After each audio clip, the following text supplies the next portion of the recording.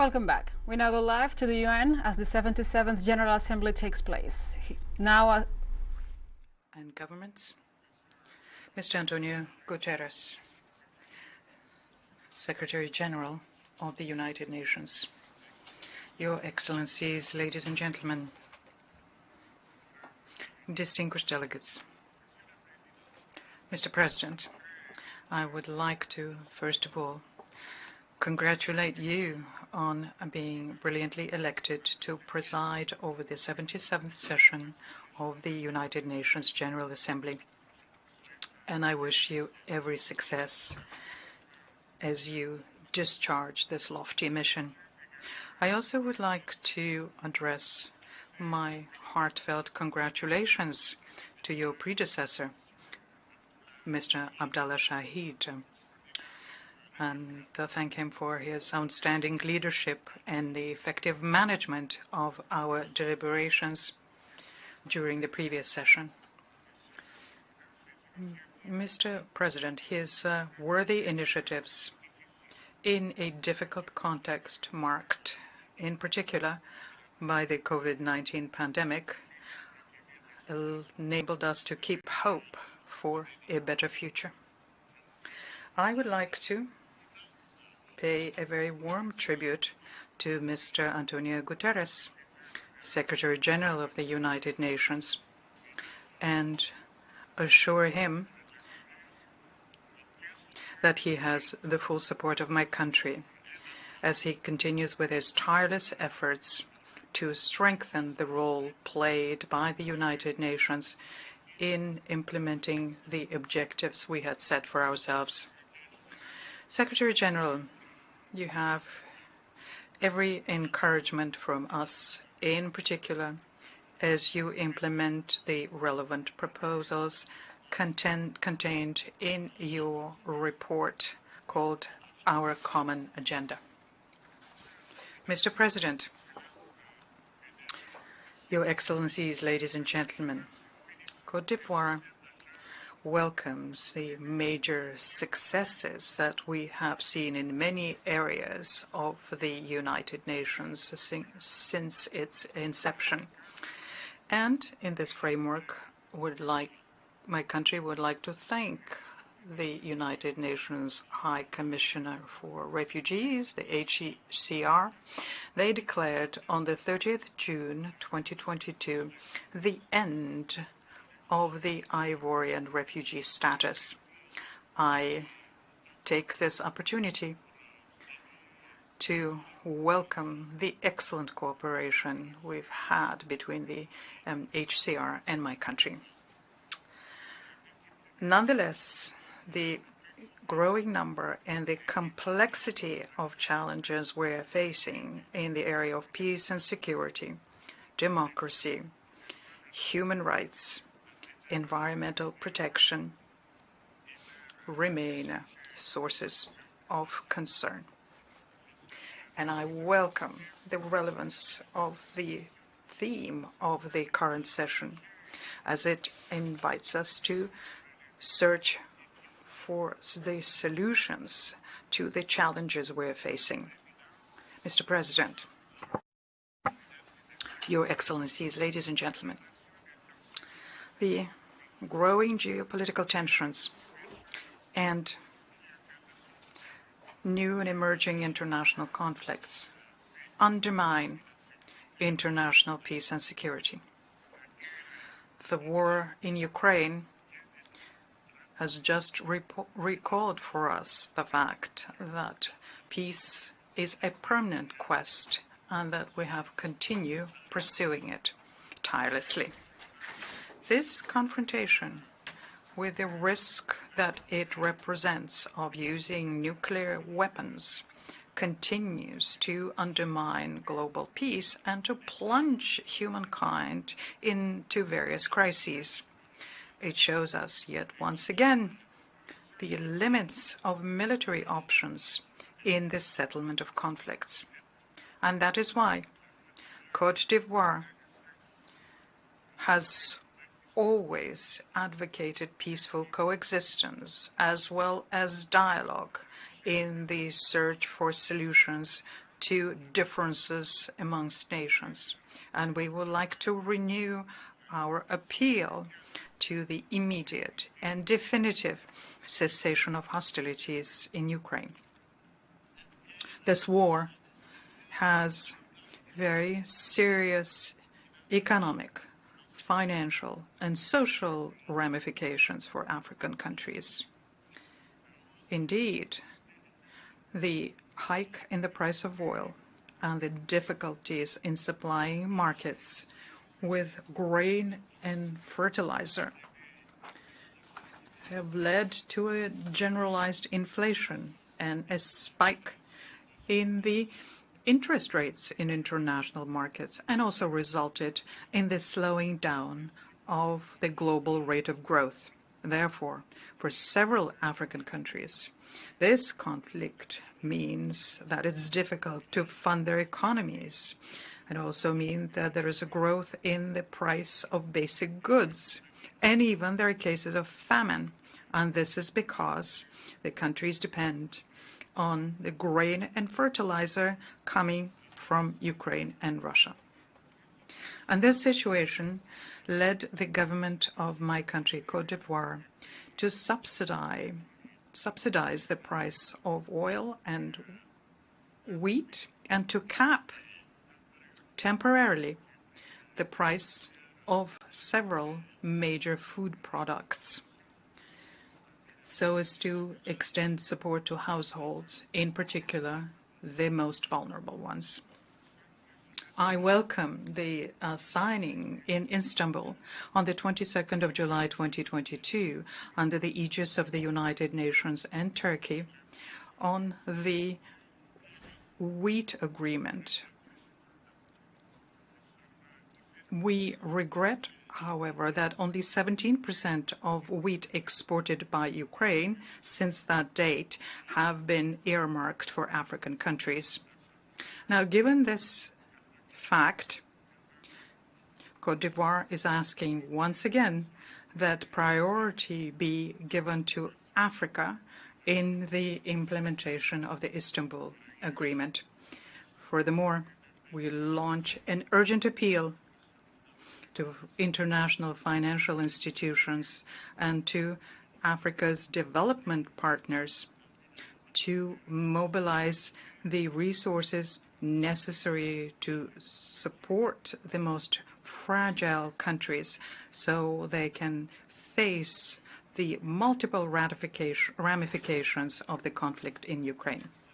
Mr. President, Your Excellencies, ladies and gentlemen, peacekeeping operations of the United Nations are a tangible manifestation of our collective action for peace in those countries which are victims of conflict. Côte d'Ivoire hosted one of the largest peacekeeping operations in Africa, and we understand very well the sacrifice made by the troop contributing countries, the sacrifice they make so as to bring back peace and facilitate post-conflict recovery. It is because of the success of the United Nations operation in Côte d'Ivoire, UNOSI, and because of our faith in the values of the United Nations Charter, that my country decided to actively participate in United Nations peacekeeping operations, as I declared to the Security Council in December 2018. I therefore am very happy with the participation of Côte d'Ivoire in the United Nations multidimensional integrated stabilization mission in Mali, MINUSMA, and in the United Nations mission in the Central African Republic, MINURCA. And I would like to laud the professionalism of the Ivorian contingents deployed in the course of these operations. And I bow in front of the memory of the Ivorian servicemen who died in the cause of peace in the brotherly country of Mali, which needs the engagement and commitment of everyone with them as they combat armed terrorist groups. Unfortunately, in this context of fighting against terrorism, 46 Ivorian soldiers deployed within the 8th National Support Element Detachment within MINUSMA in Mali are unjustly detained there and have been detained since the 10th of July of this year. And once again, I call for their release without delay. My country encourages the Malian authorities to focus their efforts on combating terrorism and on implementing resolutely the various stages of the transition timetable, as well as institutional and political reforms in the run-up to the presidential elections planned for February 2024, and to do this for the well-being of the entire Malian people. Mr. President, Excellencies, ladies and gentlemen, terrorism continues presenting a major threat to international peace and security, and an enormous challenge that no country can face on its own. And that is why we need to strengthen our collective instruments of combating this scourge and to show our solidarity and determination. In this regard, my country welcomes the decisive action by France and its European partners in the Sahel and reiterates its appeal for a greater involvement of other major powers in the fight against terrorism in the Sahel and in the Gulf of Guinea, in support of national armies to the Economic Community of West African States, ECOWAS, and the Accra Initiative, of course. So as to contribute to this collective effort, Côte d'Ivoire puts at the disposal of the African countries its International Academy on Combating Terrorism, which is an institution in the coastal city of Jacquesville, which provides training in all civilian and military skills needed to fight against terrorism. Mr. President, Excellencies, ladies and gentlemen, our session is taking place at the time where the energy crisis following the war in Ukraine tends to undermine the accomplishments we have made in greenhouse gas emission reduction, in particular because of going back in some industrialized countries to using carbon-based fuel. The time, unfortunately, is running out, and we have to act fast and implement all of the commitments contained in the Paris Agreement if we want to implement the objective of stemming the global warming below the threshold level of 1.5 degrees Celsius. To reach this goal, developed countries have to drastically reduce their levels of greenhouse gas emissions and to honor the commitment to mobilize $100 billion per year for the benefit of developing countries.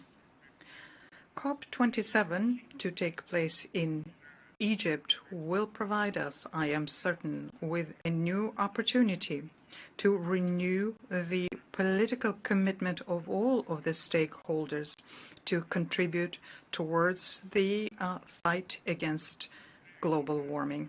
I would like to state yet once again that my country will honor its commitments undertaken within the Paris Agreement on Climate, and we intend to work to protect our forest cover and our rich biodiversity.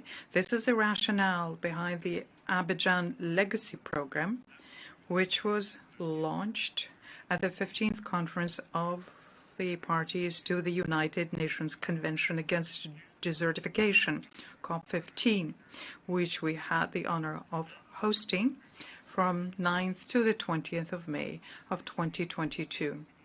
And I am very happy to see the exceptional mobilization and the financial support from our developing partners to the Abidjan Legacy Program, which very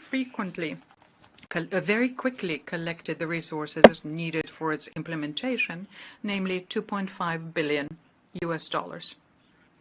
Mr. President, Your Excellencies, ladies and gentlemen, today, more than ever, humankind is at a watershed moment for its future. The threats our countries are facing compel us to show greater solidarity, working together, justice and equity, all principles which undergird the multilateralism which my country holds dear.